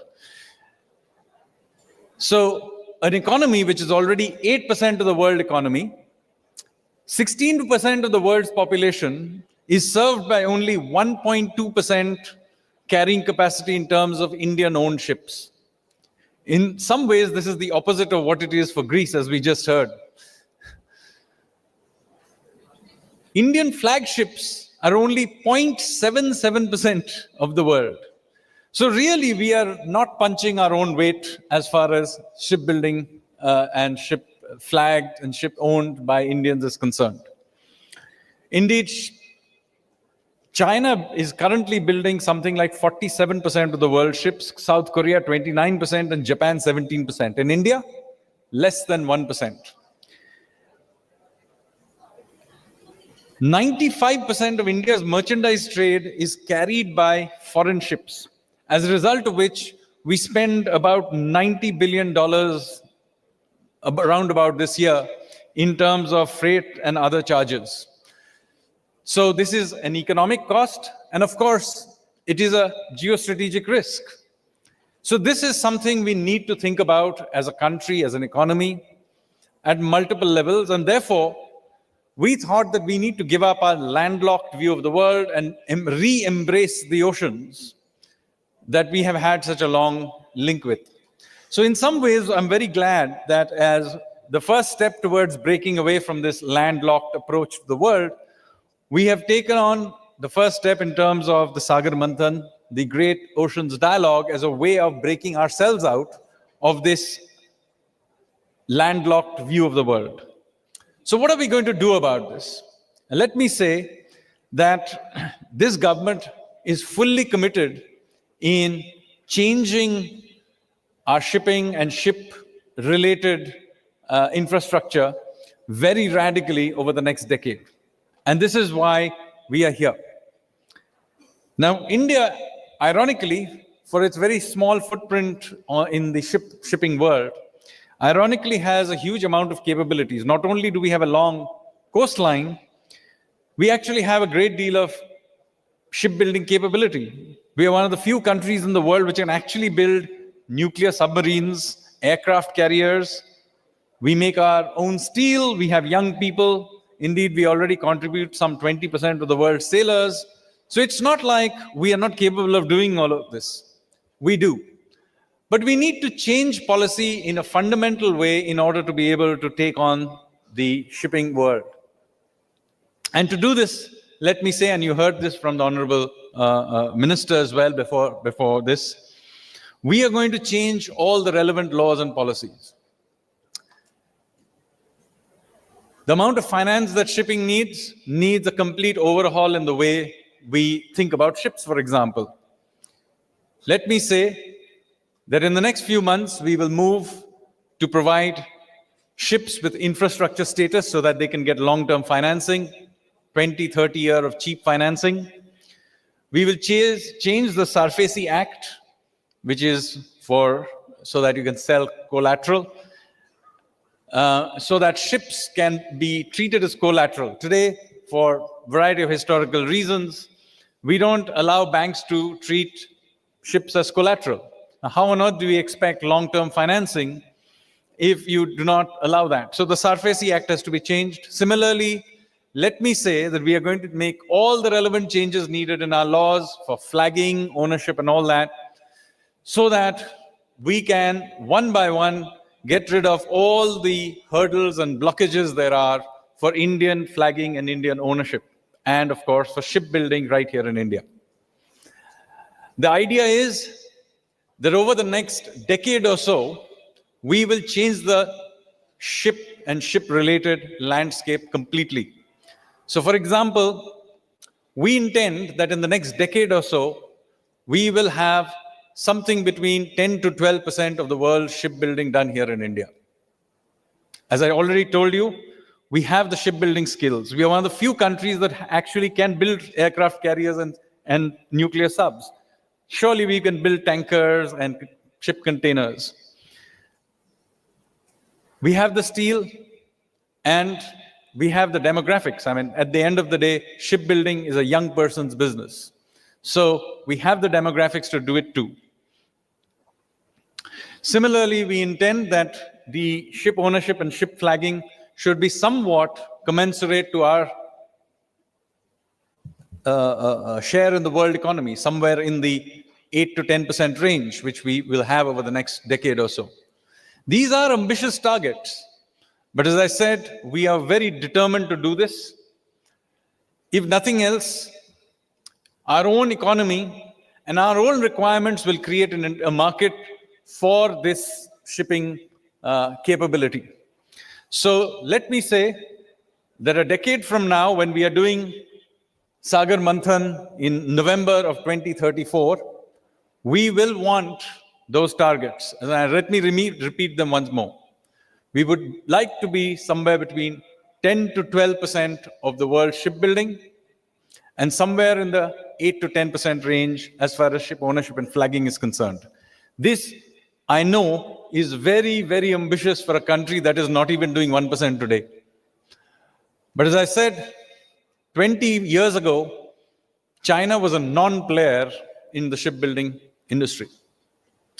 So, in many ways, being a large economy and a rapidly industrializing one, we need this as an important engine of our industrializing policy. So let me end by saying that we are very serious about this. And of course, there are many other things that come with shipbuilding. We are working towards that as well. The ports in particular. And you already heard that we are dramatically going to expand our ports. In fact, we have recently announced that we are going to build a port just north of Mumbai in Vadhavan.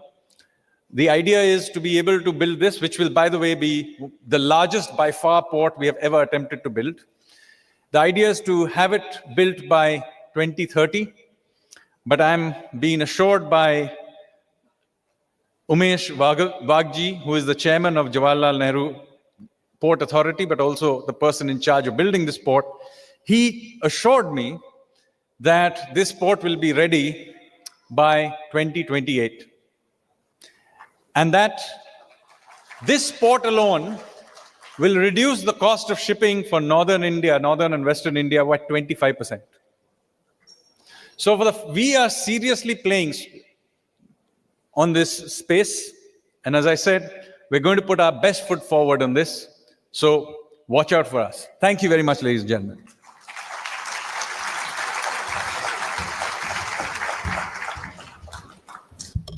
Thank you, Sanjeev. We have the first quotable tweet from this conference, 10% in 10 years.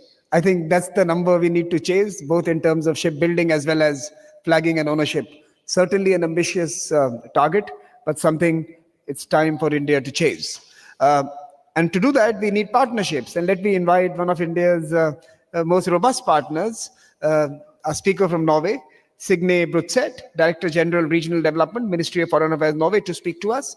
They are already doing a lot of work with India in a number of spaces in this particular domain, including on shipbuilding. So, Madam, the mic is yours.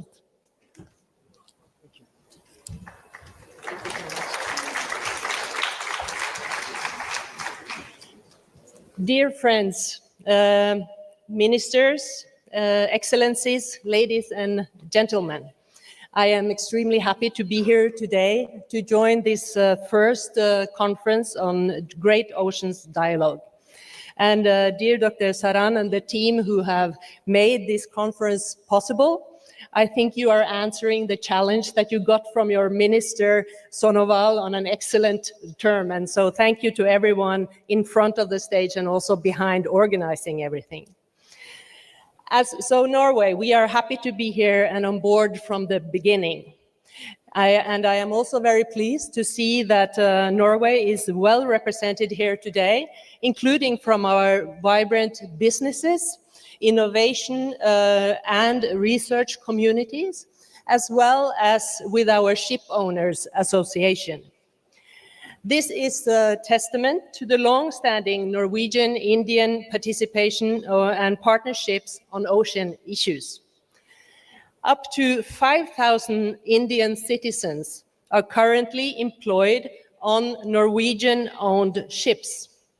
Indian shipyards are finding Norwegian partners for developing innovative and state-of-the-art vessels. And next year's entry into force of the Hong Kong Convention should also give increased rooms for business collaboration on ship recycling.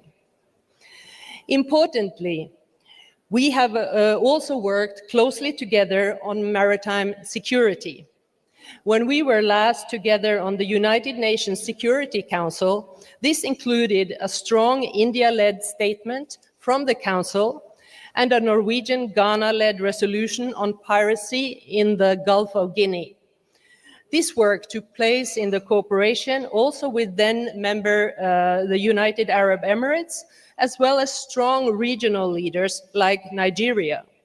We are glad to note that positive trends along the coast of West Africa in recent years. And I mentioned this as an example of initiatives that we can do together. Friends, on the backdrop of a challenging geopolitical situation, some Norwegian core priorities include to promote a global order based on international law and ensure compliance with the United Nations Convention of the Law of the Sea, including freedom of navigation. It is also to promote maritime security, green shipping, digitalization, maritime competence, equality, the development of ports and fairways, and ensuring sustainable growth of the ocean industries. Meanwhile, we have also taken note of your very ambitious plans. In other words, there are lots of room for even more cooperation. In the coming years, we expect a rapid technological change in maritime sectors. Autonomous vessels will be developed. Artificial intelligence is entering. Shifts to new fuel will reduce emissions. The growth in offshore wind will require investments in support vessels, both for the construction and operating phases. Fisheries, aquaculture, processing and distribution of fish products are set to grow. To harvest the potential in these technologies and markets, the maritime industries will need to adapt to several challenges. Increased uncertainty concerning security and trade policy can impact where ships can sail safely and which markets our businesses have access to. Furthermore, the industry is facing an urgent need for manpower with the right and updated skills and knowledge. This regards maritime transport as well as shipyards and other industry.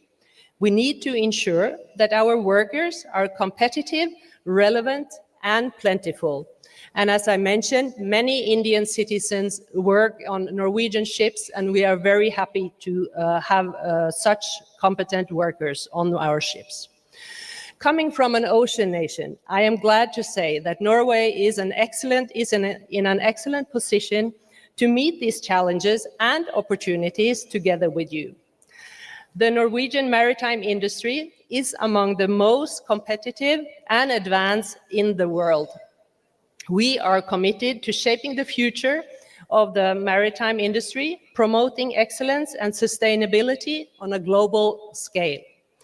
With our respective technologies, competencies, and markets, actors from Norway, India, and other countries are very well placed to complement each other's going forward. Friends, let me leave you with 4 points that will be key to ensuring a stable basis for our cooperation across oceans. First, let me be clear. the United Nations Convention on the Law of the Sea, sets out the legal framework within which all activities in the oceans and seas must be carried out. Standing together to protect a global order at sea based on international law matters as much as ever. At this time, we should all be especially wary of attempts at creating gray zones and parallel shadow structures as challenges to our fundamental rules at sea. Among other dangers, this puts our seafarers, vessels, and environment at risk. We welcome closer dialogue with partners on how to jointly address this. Second, up to 90% of goods transported are transported on the oceans. Shipping needs to decarbonize to net zero as agreed by the International Maritime Organization. This transition can only be solved through stronger global partnerships. Partnerships between India, Norway, and others on governmental level, as well as commercial, have great opportunity to lead the global transition to net zero. Third, sustainable ocean management is key for our common future. Norway, India, and many others are working together on this towards a productive UN Ocean Conference in France next year. India and Norway have both signed the groundbreaking BBNJ agreement on conservation and sustainable use of the marine biological diversity. We encourage everyone to do so. Norway also hopes for an ambitious, legally binding instrument on plastics pollutions, including in the marine environment in Busan later this month. And of course, the oceans are a great reservoir for healthy and delicious seafood. Fourth and finally, we underline the importance of our oceans for cooperation and trade across regions and countries. The Indo-Pacific is an area of growing importance for global security and stability. We share a principal interest in the freedom of navigation, and we also have an interest in working together against hindrances and threats to trade routes, such as piracy and armed robbery at sea, as well as by other militants. We cannot allow armed actors to hold the free world and global trade hostage. Excellencies, ladies and gentlemen, to conclude, I am glad to note that these points correspond to the aspirations set out by India and others. This conference is a call for international cooperation, and this is what our discussion should be about these next few days. How do we best achieve it? I look forward to our future exchanges and learning from all of you. With this, I wish the conference all success. Thank you so much.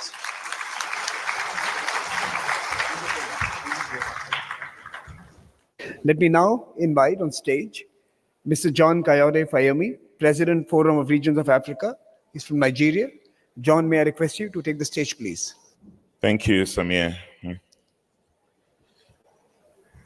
Honorable ministers, distinguished ladies and gentlemen, it gives me great pleasure to be part of this Segmenten, the Great Ocean Dialogue here in Delhi. The Forum of Regions of Africa is a forum of subnational, sub-sovereign governments of states, provinces, regions, and it seeks to strengthen the capacity of subnationals as critical role players in the national development agenda. The subject of this dialogue is very important given the growing influence of the Global South in the emerging geoeconomic strides of the global development agenda. This is even more so as the world is grappling with supply chain disruptions, rising sea levels, climate change challenges, biodiversity decline, well-being of coastal communities, and poor ocean governance. A central imperative, therefore, is the development of a people-centered approach to tackle these challenges. And this cannot be successfully done on a global scale without taking into account the African dimension of the challenge. The African continent is endowed with massive aquatic and marine resources. The continent has 38 coastal states out of its 54 member nations, and a number of island states: Cape Verde, Sao Tome and Principe, Mauritius, Madagascar, Seychelles, and the Comoros Islands. Collectively, African coastal and island states coverage encompass vast ocean territories of 13 million square kilometers. Yet challenges abound. These include illegal fishing, leading to an estimated annual loss of $10 billion, and dumping of toxic waste. Sea piracy and illegal drug trafficking are also serious challenges. Given the criticality of the Indian Ocean to India and Africa, this dialogue is happening at an auspicious moment. Only 2 days ago, in Nigeria's capital, Prime Minister Narendra Modi and his host, President Bola Tinubu, committed themselves to joint actions to secure maritime trade routes and control piracy in the Indian Ocean and the Gulf of Guinea. PM Modi further underscored the strategic importance of the Mediterranean Channel, the Gulf of Guinea, and the Mozambique Channel, all choke points in the Indian Ocean, towards deepening maritime partnership between India and Africa. Indeed, many observers in India have posited that if India is to maximize its great power potentialities, it can only look in the direction of the Indian Ocean. And to such commentators, this is why the Indian Ocean should be India's ocean. And from what we've heard from our ministers, it's clear that India is on its way to meeting that expectation. Equally for us in Africa, and in response to the growing importance of the blue economy that is already generating over $350 billion on an annual basis, and an estimated $600 billion by the year 2063, African states have also been spending considerable amount of time in developing Pan-African instruments, such as the policy framework and reform strategy for fisheries and aquaculture in Africa, the African Integrated Maritime Strategy 2050, the 2016 Lome Charter on Safety and Security of Oceans and Shipping, as well as promoting ocean-related issues in the Africa Agenda 2063, the Africa Continental Free Trade Agreement, and the Africa Mining Vision, and the Sustainable Development Goals 2030, particularly Agenda 14 and 6, and the Africa Blue Economy Strategy. These various instruments are focused on developing local knowledge and capacity to ensure the necessary paradigm shift amongst African countries on marine and aquatic biotechnology and ecosystem conservation, on environmental sustainability, climate change, and coastal infrastructure, on management of fishing activities in Africa's aquatic space, on development of sea, river, and lake transportation for the growth of an Africa-wide shipping industry, on exploitation and beneficiation of deep-sea mineral and other resources, and on strengthening governance institutions aimed at addressing the complexities associated with water bodies. In many African countries, experiencing increasing awareness on these issues has started happening, and the main drivers of change are inevitably the population dynamics and nutritional challenges, the regional and international economic integration issues, nationally determined contributions, environment and biodiversity protection, adaptation investments and mitigation dynamics, sustainable blue energy for addressing energy demand, ocean mining for meeting global demand and national economic development, and innovative industries for accelerating economic development benefits. I believe for the next steps, and also for India to achieve the maritime strategy that has been espoused, I think it's time for India to also work in partnership with African countries more collaboratively on establishing comprehensive assessment of Africa's blue economic potential, on maritime spatial planning, on maritime security strategy. And here, India has to make up its mind whether it wants to have a strongman navy or a constabulary navy or just a free-rider navy, which essentially is what has been happening. But from what the ministers have told us, it seems to me that India is now ready to take a much more direct and active role. And from what Prime Minister Modi said in Abuja, this seems to be the direction to go. And India would also do well in working on integrated approach to the development of marine ecosystems, and all of the above require collaborative efforts to guarantee partnerships for progress and to promote good governance and social impact, both in India and in Africa. I wish you a successful conference. Thank you, John. And let me now invite Mr. Rizwan Sumar, CEO and Managing Director, Middle East, North Africa, and the Indian subcontinent, DP World, United Arab Emirates. And I must share with all of you that he has been most supportive of this effort to put together a global conference in a 90 days time frame. We reached out to Rizwan and we told him this is the challenge, and he says, where should I sign? And we want to make sure that we can put this together. So we are delighted that along with the government of Norway, we also have DP World, who joined us as the founding partners for this conference that we have put together. So ladies and gentlemen, may I present to you Rizwan Sumar. Rizwan. Thanks, Amir, for those kind words. Honorable Ministers, Excellencies, ladies and gentlemen, a very good evening. It's an honor and a privilege to address this gathering at this very, very important conference. I would like to thank the Observer Research Foundation to bring together such an inspiring group of leaders to discuss maritime trade and the importance in its economic growth. Today, as we come together to discuss the future of maritime trade, I want to emphasize a very crucial aspect of connecting emerging economies through multimodal corridors. The next phase of global growth will be led by these emerging economies, as we all know. And maritime and logistics will be a very, very key enabler. Trade is a backbone of global commerce, with almost 80% of global trade moving on seas.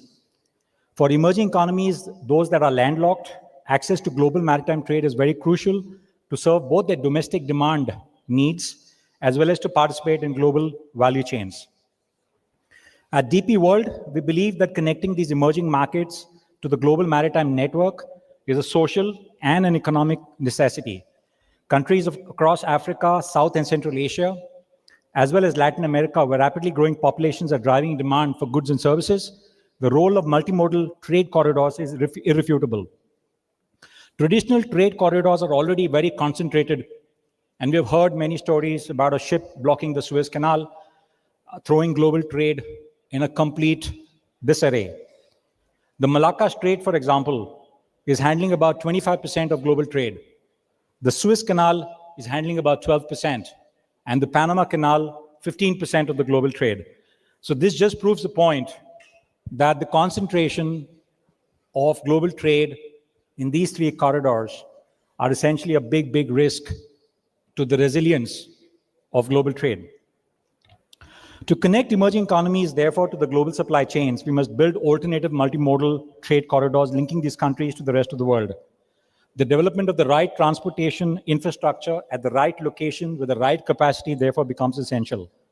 The World Bank estimates that every dollar that is actually spent in transport infrastructure gives back $4 in terms of economic growth, which again proves the point that this investment is not just necessary, but absolutely critical. A couple of trade corridors that Mr. Sanyal also mentioned in his speech, the India-Middle East corridor, India-Middle East-Europe corridor, or the IMEC, and the INSTC, which is the International North-South Trade Corridor. These are the two trade corridors in focus, at least in this part of the world.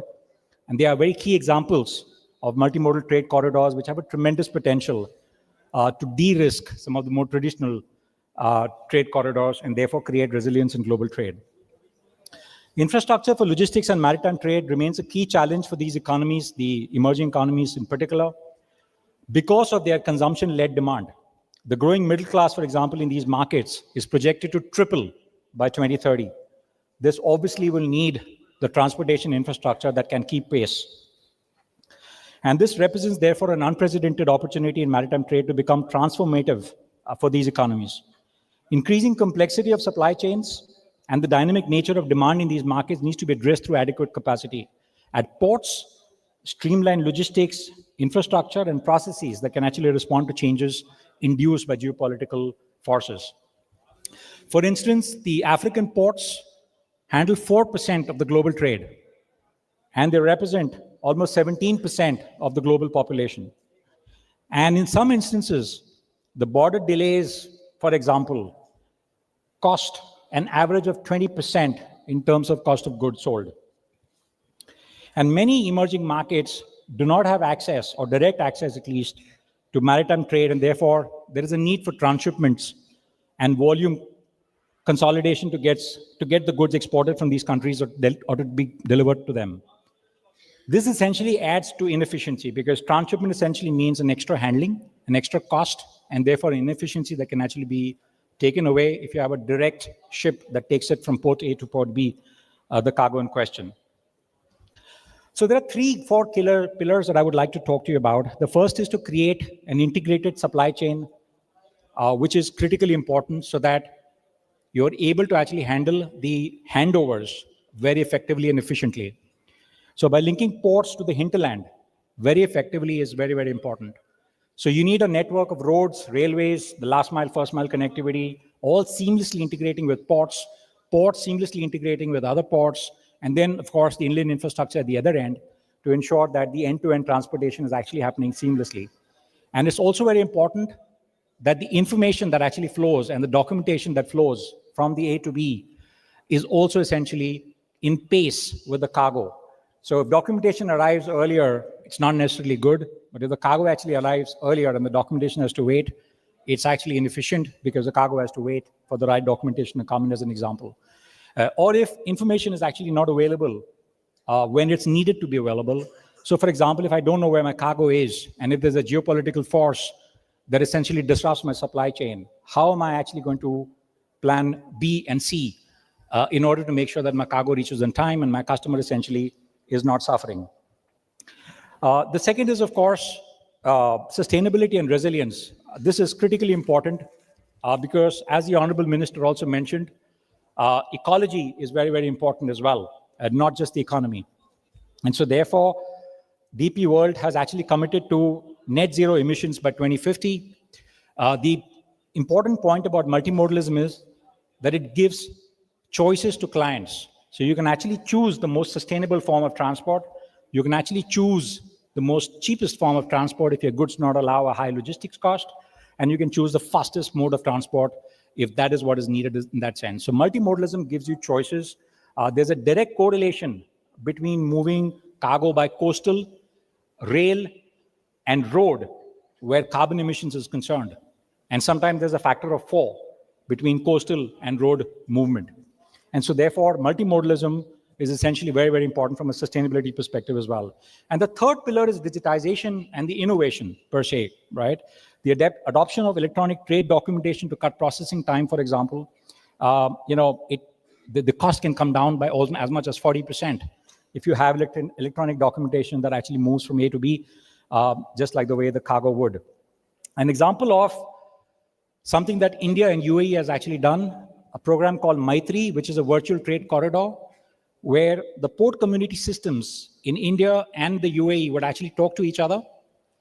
They would essentially ensure that customs is actually in the loop. And so therefore, there is faster clearance, there is There is anticipation in terms of what cargo would actually come in, and you're prepared for it. There is a process that will actually make sure that the cargo is actually cleared as fast as possible. And at least in terms of the need for data, that delay is actually taken off. And there are many more technologies that I can actually talk about in terms of innovation. So for example, there is a box bait technology that DP World has essentially patented, which can triple the capacity of the yard in the port. It can take away the non-productive moves by almost 60%.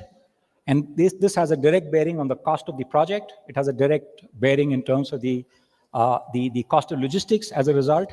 There are blockchain platforms that actually help in terms of building a trust-based system where information flow is seamless. There's another example that I can actually talk about, which is essentially about making trade flow between the emerging economies and between the emerging economies and mature markets. There is a lot of cost associated with currencies in that sense to settle dues, right? There are intermediaries, there's dependence on one currency, there's dependence on one system.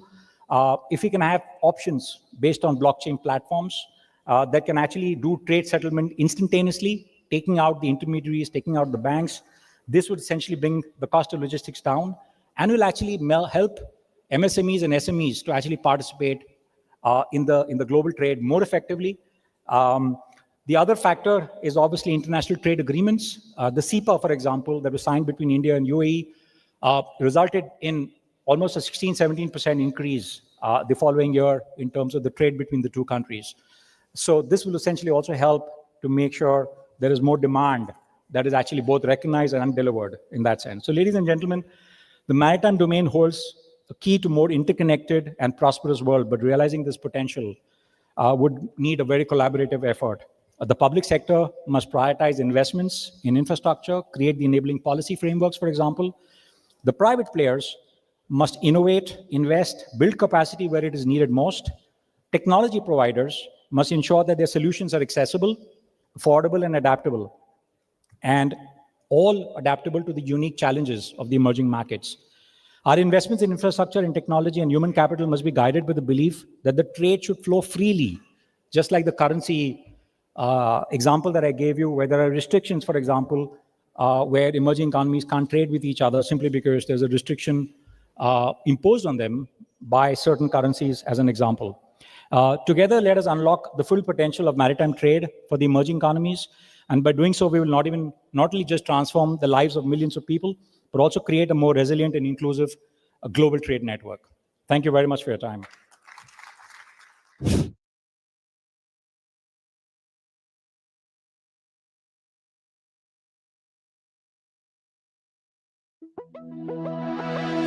रिया, आज चिपचिप वाली use करूं या light वाली बार बार लगाऊं? दोनों तरफ है compromise.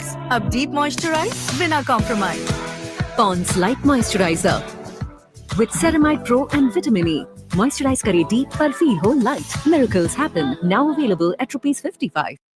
कड़ी पकौड़ा की बदबू, इसे 2 बार धोना पड़ेगा। एक बार मैं धोता हूँ, एक बार तुम। डन। नए विम लिक्विड की ट्रॉपिकल नींबुओं की फ्रेश शक्ति लहसुन प्याज की कड़ी बदबू को निकाले सिर्फ एक वॉश में। तुम्हारी बारी। और बदबू गायब। You cheater! Yes, so hello guys, I hope I'm audible as well as visible. Welcome to Study IQ.